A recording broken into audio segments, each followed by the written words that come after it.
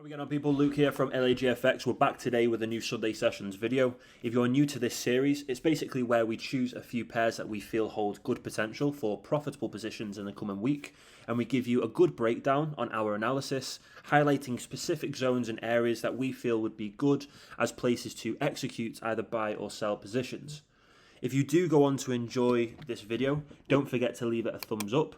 And if you have any questions or you're unsure about the analysis we go through today, please leave them in the comments below. This style of video is brilliant as it allows you to get a better understanding on our analysis, but it also gives you the potential to place profitable positions in the coming week. Now, with all of that being said, let's jump straight into today's Sunday Sessions video.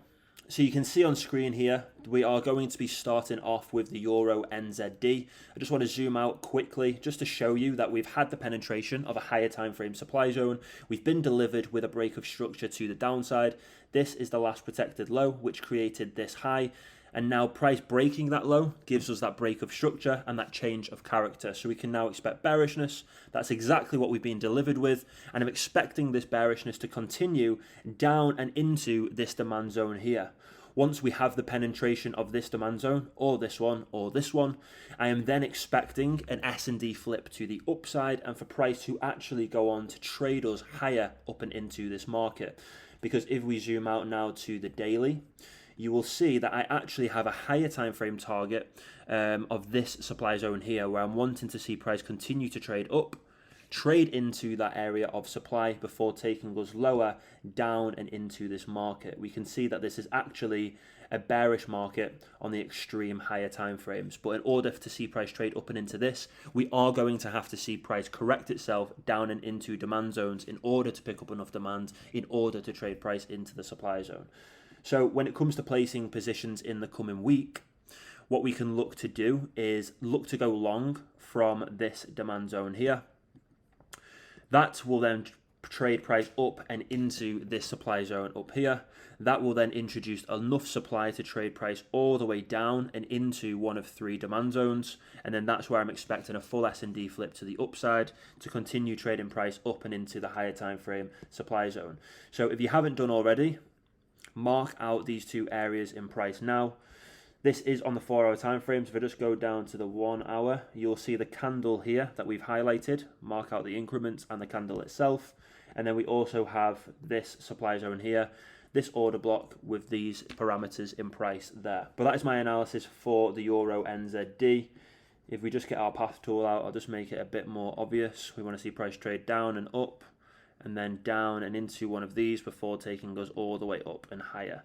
So you can see this is what we are left with: a buy position before a sell, before a longer term buy, into the supply zone before a heavy short down, creating those lower lows. But that's my analysis for the Euro NZD pair. Now heading over to the Great British Pound to the US dollar. This is another market that has recently penetrated a higher time frame supply zone. We've now been delivered with a break of structure to the downside, again breaking the last protected low within the bullishness that traded us into the supply zone. We now want to see price put in a higher time frame correction before continuing to trade us down in a bearish way. If we just get our path tool here and we mark out the fractal impulses and corrections, you will see here that what we are delivered with is clear bearish structure. If we just zoom out, you can see here that we have clear bearish structure to the downside, impulse, correction, impulse. We are basically just wanting to see price now put in that corrective wave to trade us into an area of supply before taking us lower in this market. In order for us to have confirmation that price is ready to put in that corrective wave, we do need to see a break in the last protected high. This is currently the last protected high. If price goes on to set a new lower low, then this would be considered the last protected high. But currently, this is the last protected high. So as soon as price breaks above this, we then have confirmation that price is ready to put in that bullish correction. I've got these three areas of supply marked out as potential areas to go short from. We could also highlight this up here, which has actually been missed. So I'm just going to highlight this candle out for you all now. Head over to the 4-hour time frames and you'll see these 4 areas marked out for yourselves. Clear order blocks in the market. If you wanted to take advantage of the correction that trades into these supply zones, then best believe you can get involved in buys. Just ensure you've been delivered the right confluence in order to do that. That will come from a break in the last protected high within this bearish structure.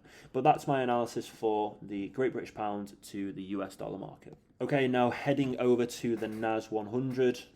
I thought I would introduce a CFD in today's analysis. You can see here we have a very similar situation, a break of structure to the downside after a penetration of a higher time frame supply zone. We are now wanting to see this bearishness continue to the downside.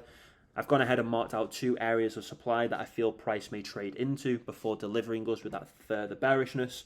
So whilst you're on the 4-hour time frames, go ahead and mark out these 2 zones. These are definitely going to be areas to look to go short from. We now just want to see price trade into a valid point of interest. Once price trades up and into these, we then want to see price break structure to the downside. That will give us the confirmation of the new impulse. We then wait for the correction that trades us back up into a fractal area of supply that we find from the impulsive wave that broke the structure, and that's where we'd be looking to enter in on further short positions. This is definitely a market that is trading us bearish. We are simply seeing price put in that corrective wave. We can see that if we just get our path tool out again, we have an impulsive wave followed by a correction, followed by an impulse, followed by a correction, followed by an impulse. This is clear bearish structure. So those are my thoughts for the NAS100. I will simply be waiting for price to trade into these zones before looking to introduce myself in this market at all. Okay, now just to finish off this Sunday sessions, I'm going to run over the Great British Pound CAD. I'm just marking out the last protected high here on the daily time frames. We can see that we've been delivered with clear bearish structure that's come and created this low here. If we just head to the weekly, you can see that again this is a bearish market, but what we are seeing at the moment is price looks to be putting in that correction. We will have confirmation of that as soon as we have a break in this last protected high within this bearish structure. Now once price actually goes ahead and breaks that high, I am expecting price to then put in a corrective wave to the downside. What I'm going to do is just highlight these out and make them a bit obvious to see, but you'll notice that if we get our path tool out, we would have an impulsive wave, break of structure to the upside. We would then have the correction followed by another impulse, correction followed by another impulse, and then that's when we then have that reversal to the downside. And if we look at this, we just zoom out, you can see how we have an impulsive wave, corrective wave, impulsive wave, corrective wave, impulsive wave. So we are still following the laws of bearishness on the higher time frames. We are simply just looking at the fractal nature of the structure and taking full advantage of that. So I want to see a break in this last protected high. This will confirm a bullish correction. As soon as we have that, we can look to get introduced from one of 2 demand zones here.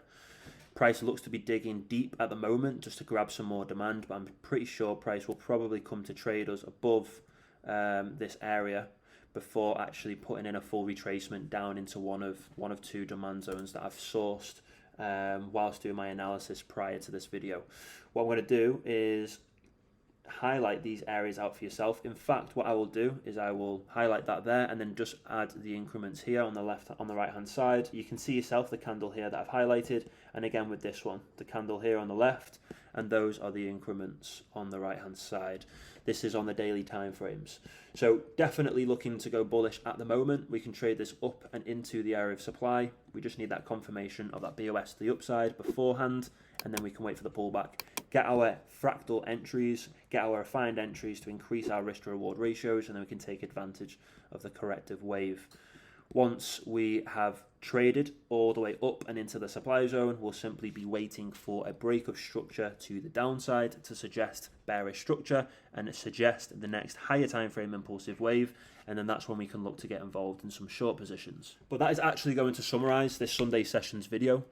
I've been very quick and I've been very brief to an extent, but I've given you key areas and zones, my clear bias, the direction I want to see the markets trading, so take that information as you will. If you have any questions, as I said before, please leave them in the comments below and I'll be sure to get back to you as soon as possible. And if you have enjoyed this video or you've learned a thing or two, don't forget to leave it a thumbs up. All the support you guys provide is very much appreciated.